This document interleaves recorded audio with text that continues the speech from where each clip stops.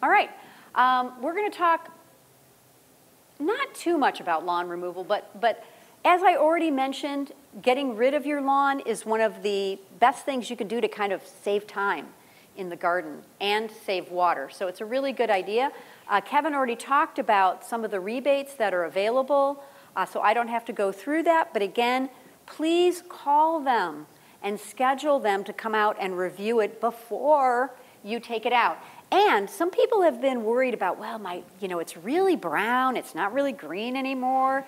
It doesn't matter. If they can tell there was lawn and they can see that you had an irrigation system on it, they will give you the rebate. So it's really good to do that. Yes, sir. Oh, no. So I had an entire front yard, the lawn died, and I applied, and they said, sorry, your lawn's dead. Okay, he's saying he had a completely different experience that his lawn... About 5 years ago. Okay, now, so he said he had a completely different experience that 5 years ago, his lawn was dead and he didn't get the rebate. They changed the rule. I'm sorry to say. They changed the rule. So now, even if your lawn is dead, they will accept it. I'm very sorry you had that experience. Yes, I am too. I am too. They're really improving. They keep tweaking.